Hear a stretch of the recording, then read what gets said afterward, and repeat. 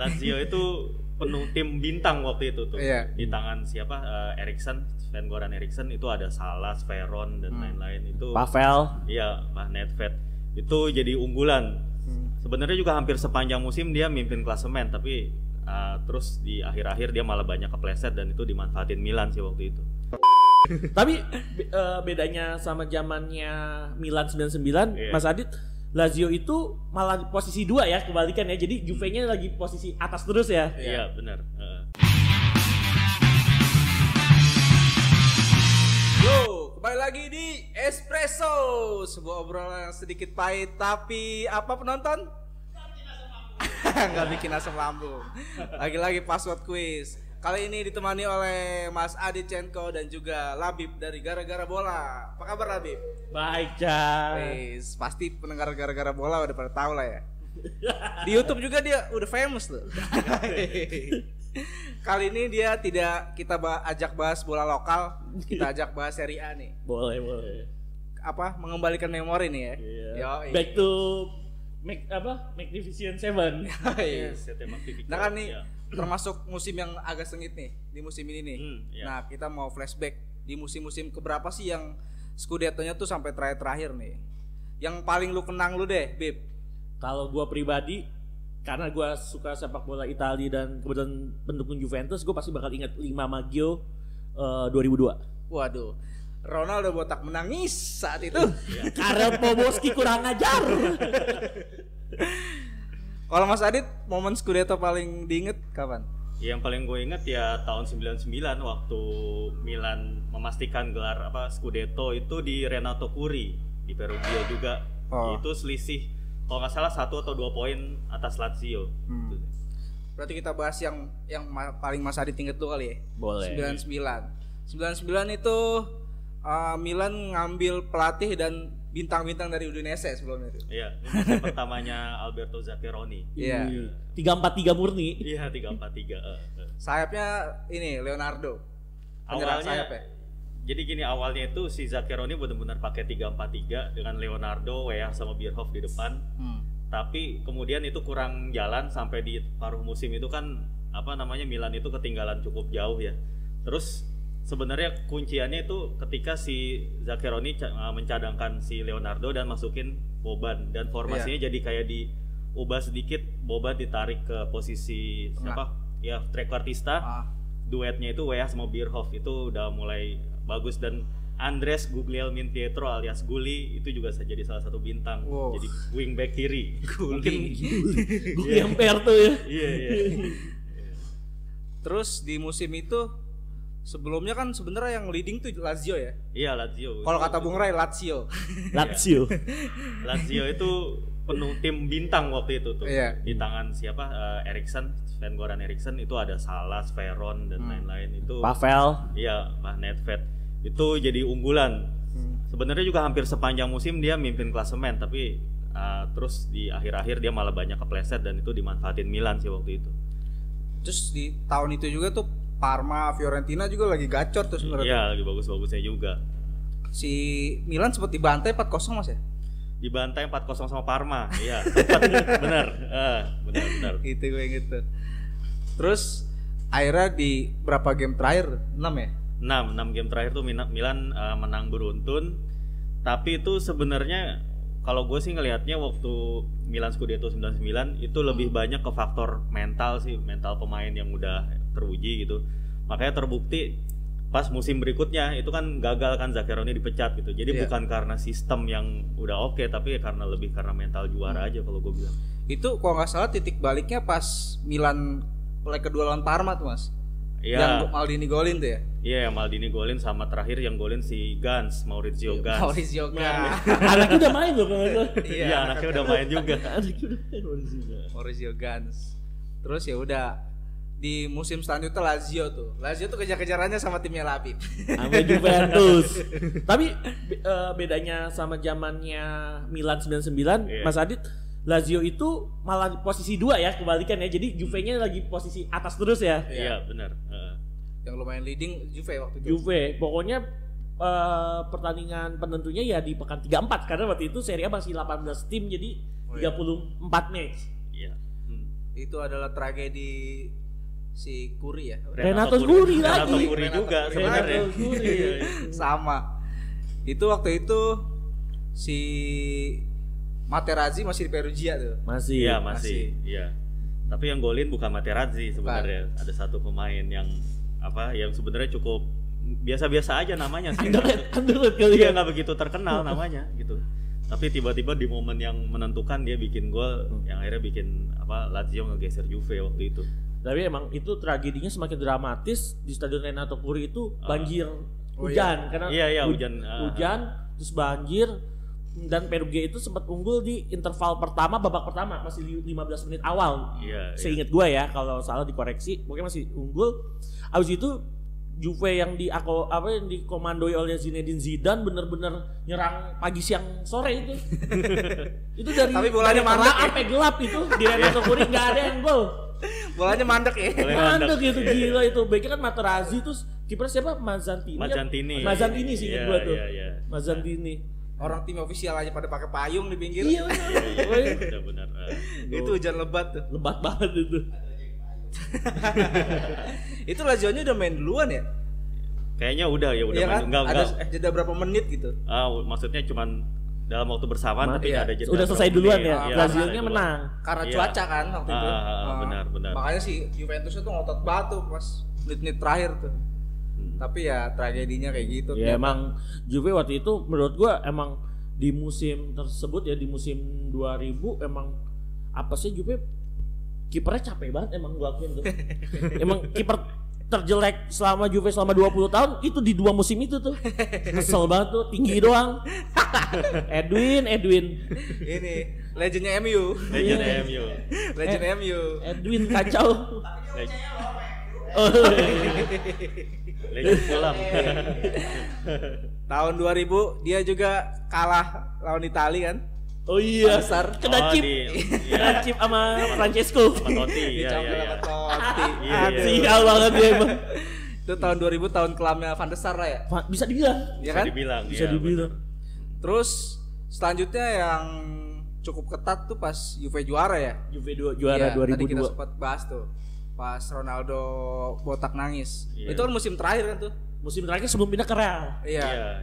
Itu bener-bener sebenarnya kalau misalnya Inter bisa juara, terus dia juara Piala Dunia, namanya udah harganya mahal tuh. Iya. Sayang banget di kalahnya lama sama game Lazio-nya dia. Tapi ada cerita Lazio itu supporternya minta sama pemainnya ngalah ya. Ada ngalah. Cerita, gue nggak tahu ini ceritanya fiksi doang atau gimana. Ngalah aja. So kalau misalnya lu menang, Lazio menang, Juve bakal kalau nggak Juve, Roma tuh waktu itu. Iya. Tiga tim. Betul. 3 tim. Betul, gue inget banget tuh. Hingga akhirnya di pekan terakhir Lazio menang 4-2, Juve sama Roma menang. Iya. Itu Kak, mungkin saat kali pertama supporter Roma selebrasi pas Lazio golin. Bisa jadi. Ya jadi karena spotnya kan UCL 2 teratas yang otomatis kan. 3-4 saat itu masih kualifikasi 3 ya. Iya. Ya padahal saat itu Inter juga lagi ambisi banget secara tim. Itu pemain-pemainnya pemain bintang semua ibaratnya itu isinya. Bisa dia Sergio Conceição tuh. Pokoknya timnas deh. Iya. Timnas benar. Gila timnas banget itu. Dan itu pelatihnya siapa? Gigi Simoni, Hector Cooper ya benar, Hector Cooper, bukan Gigi Simoni. Hector Cooper itu juga jadi akhirnya dikenal sebagai Mr. Runner Up ya. Dia emang sepanjang karirnya banyak banget kalah di pertandingan-pertandingan final atau pertandingan yang menentukan. Valencia. Ya dari Valencia, di Real Mallorca juga pernah. Oh, Jerman Cup lawan Lazio di Piala Winners. Piala Winners terakhir. Iya, Piala Winners terakhir tuh Hector Cooper juga. Gitu. Ya itu catatan. Tapi yang gue menarik dari musim 2002 sebenarnya ya di pekan 27 itu kan berarti 27 ke 34 sekitar 7 match lagi kan ya? Iya. Juventus sama Inter itu selisih poinnya itu beda jauh ya. Seingat gue 8-9 poin. Tapi bahkan di media-media koran cetak itu udah tulisannya udah ciao Juve, udah lu mimpilah untuk Scudetto karena Inter secara matematis harusnya bisa menang. Ternyata setelah pekan 27, pekan 28 Inter banyak kepleset. Hingga puncaknya di pekan 34. Yang tadinya selisih banyak, terus akhirnya tim bawahnya nih ngikis naik. Akhirnya yang juara malah Juve waktu itu. Iya, Romanya kedua. Iya, Romanya kedua. Internya ketiga. Nah, itulah. Ya mungkin yang nonton juga masih pada inget tuh tahun-tahun itu. Nggak tahu dia yang menangis atau yang ketawa, kita nggak tahu. Itu juga mungkin supporternya Juve siapapun juga nggak bakal nyangka kalau Juve juara. Iya. Mungkin. Nggak nyangka. Kebanyakan. Sampai dibikin lagu ya. Oh iya. ada lagunya tuh. Cinque Maggio. Oh iya. 5 Mei. Terus konferensi persnya Conte ngeselin sih tahun 2002 itu. Oh kapten. Kapten. Kapten. Si kapten itu kan pelatihnya Inter. Sekarang jadi pelatih Inter. Yang kalau main ke Juventus, warna away ke Juventus Stadium kayak gue dipukulin gak. Padahal sepi tuh kan waktu kemarin terakhir Conte ke Juventus Stadium sama Inter. Itu tapi lucunya Conte waktu itu sama Conte sekarang lebih gondrong Conte sekarang. Botakan. Oke, itu tahun 2002. Terus 2011 2012 juga lumayan sengit ya. Iya, itu Lumayan setelah sengit. Conte balik lagi ke Juve Sebagai pelatih. kali ini. Ya sebelumnya latih Siena sama Atalanta kalau nggak salah. Iya. Itu sebenarnya kesempatan Milan buat ngeraih gelar beruntun tuh. Back to Iya, back. back to Back to back. back. Karena 2011-nya Milan juara ya. Dan Iya. itu kayaknya jadi momen buat Milan mengenang legendanya secara dramatis lah. Karena kan tahun itu kan banyak tahun pensiun tuh. Ya pensiun atau habis kontrak ya kayak Iya. Nesta, Inzaghi segala macam terus. Seedorf. Ya Seedorf, Zambrotta itu banyak banget lah pemain-pemain senior atau senatori disebutnya yang akhirnya keluar dari Milan gitu. Iya.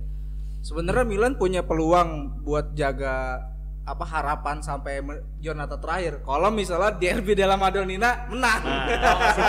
Dan Iya. di dalam Madonnina itu 2 match mau habis. Iya. 2 match apa 1 match lagi mau habis Serie A. Sebelum match terakhir. Sebelum match terakhir berarti sekitar pekan 36 kalau nggak salah. Derby della Madonnina kalahnya mengenaskan lagi. Iya. Selebrasi Maicon sih yang keselin. Iya. Ke supporter Milan buka baju. Itu kayaknya tahun terakhir si Endro nonton bola. Tahun 2012 tuh. Itu juga. Nah, itu juga pertama kalinya Ibra gagal Scudetto. Biasanya kan kalau ada Ibra itu kan pasti Scudetto timnya kan. Itu pertama kalinya Ibra tuh gagal Scudetto di tim yang dia bela gitu.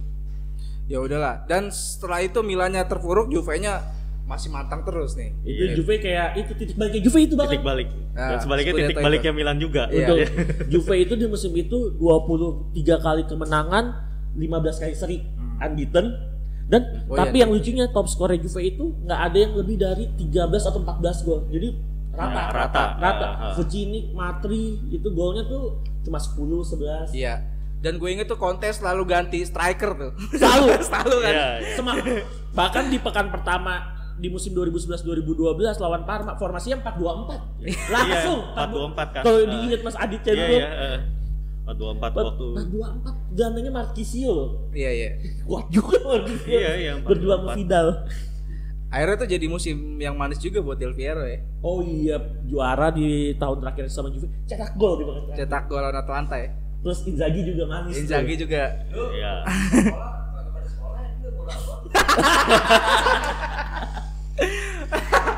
Tapi kalau inget Del Piero, Inzaghi emang mereka layak sebagai juara.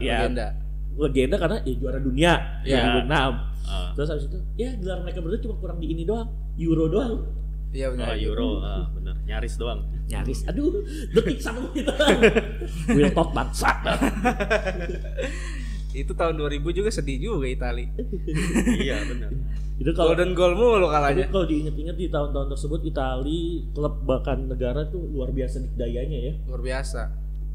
Iya emang pemain-pemain berkualitasnya banyak banget. Iya, UCL aja final itu kan Itali mulu. Semifinal malah 3 tim. Minimal semifinal ya Juve Inter. Terakhir 2003 ya. 2003 iya. Yang Milan Inter chaos. Iya itu. itu. Iya itu yang si Dida disambit ya waktu itu ya. Terus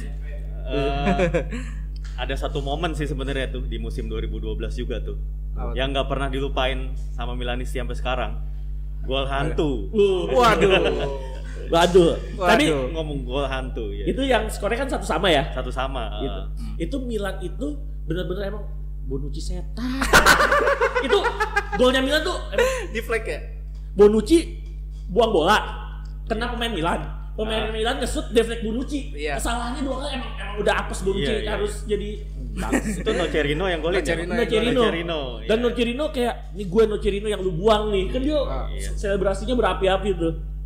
Itu tuh sampai masuk biografinya Pirlo tuh, insiden itu tuh. Iya. Yang gol hantunya Muntari. Kan belum ada gol dan teknologi kan? Iya, belum ada gol lain. Jadi Buffon. Sorry, kok nggak tahu. Iya. Padahal gawangnya. Buffon tinggi 191, ngerentengin badan setengah aja, 100 cm. Iya nggak? Ngerentengin badan. Dia masa ya sekitar 1 meter. Harus diakuin sih itu emang gol itu Santos.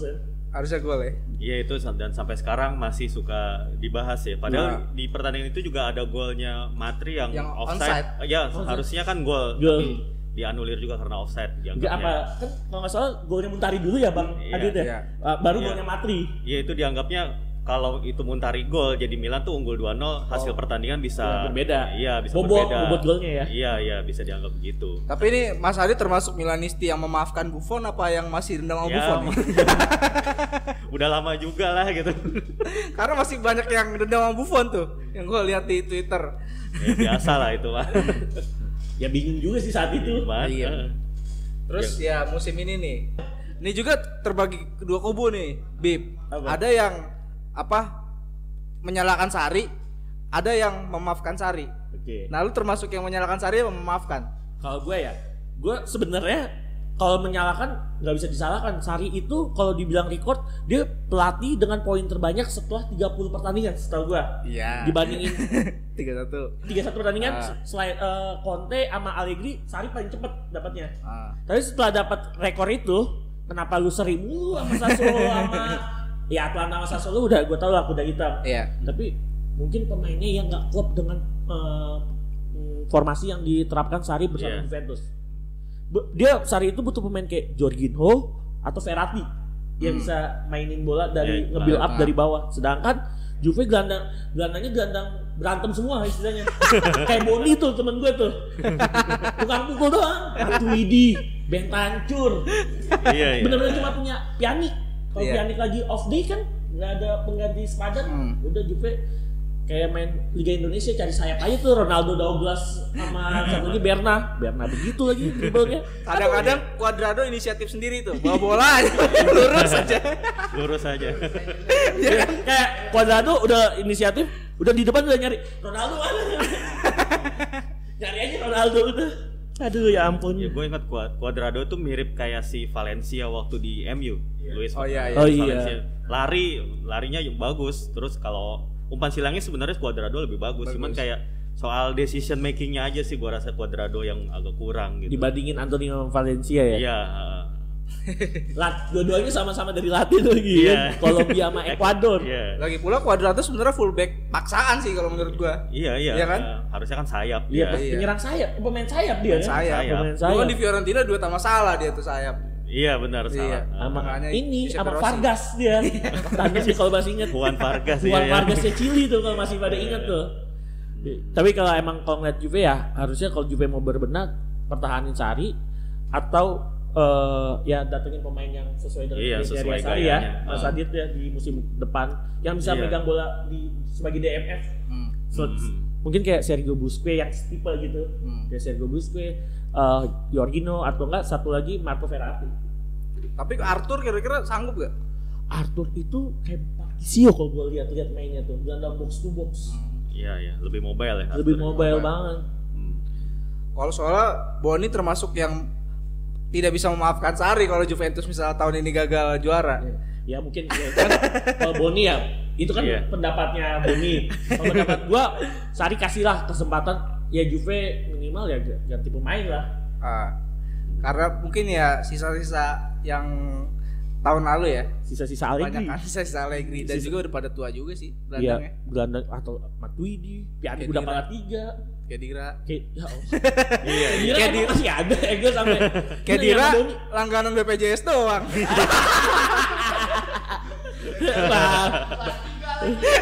Kedira itu kalau akhir musim itu ini tuh datang BPJS cairin duit doang. Iya, J Medical nih. Ya, Khedira Khedira lagi lagi. di tagihannya nih. Itu ngapain ya Khedira? Tapi emang harus diakui momen-momen terbaik ya Khedira di awal pertama kali datang sama Juve tuh meyakinkan banget. Meyakinkan. Golin mulu loh Iya, awal-awal. Kalau ini Bekas juara dunia lah kan? champion. Champion. Juara yang dibutuhin Juve tuh Khedira, juara champion, juara dunia. Golin di awal-awal pertama kali datang. Ya, pas cederanya kamu. Sama aja kayak Matuidi kan juara dunia dia. Iya Tapi benar. jadi lord. Soalnya Matuidi tuh songong. Dia bilang sama Ronaldo harusnya bangga ketemu saya di Juventus, ketemu juara dunia. Oh, iya. Kan pas banget Matuidi juara, Ronaldo ditransfer ke Juve kan. Iya, benar. Ya ilangnya begitu. Kayak ini kayak inget tahu gantengnya AS Roma enggak? Stefan Nzonzi. Juara dunia juga loh itu kalau diingat. Iya, juara Nzonzi. dunia. Nzonzi. Yang tinggi 192 Iya. Yang mukanya mirip Anelka. Iya benar. Kalau Mas Adi tinggi tuh. Iya, benar. Mas, itu juara dunia enggak kalau dibilang? Juara dunia. Mas, Marco Amelia juara dunia enggak? Iya, Mas. Marco Amelia. Zakardo juga. Sama ini Barone. Barone. Itu juara dunia, tapi nggak kayak gitu dong. Bukan juara dunia, gue mentang-mentang juara dunia bisa songong. Griezmann aja mati kutu. Oke deh nih terakhir, kira-kira siapa nih Capocannonieri? Siapa? Ronaldo sih tetep gue bilang. Ronaldo tuh beda 1 gol ya? Beda 1 doang. Sama Ciro ya? Iya. Kalau ngeliat performanya Lazio dan produktivitas Ronaldo. Lukaku kira-kira sanggup gak? Enggak ya? Lukaku berat 2-1 Jauh, ya? Iya Berat. 2-1 jauh lah. Jauh. Berat. Ya udah deh. Lebih Ronaldo nih daripada Immobile. Kalau gue sih iya lebih Ronaldo. Ronaldo botak mas. Enggak ini Ronaldo tanpa penalti apa pakai penalti nih? Waduh. Gak tahu. Waduh, kompor lu tuh. Iya. Oke deh, cukup sekian episode kali ini. Mungkin kita akan sambung di episode selanjutnya. Bagaimana Labib? Cukup banget nih, enak banget nih ngobrol di Cukup. masalah. Cukup. Oke. Ya, Ciao. Ciao.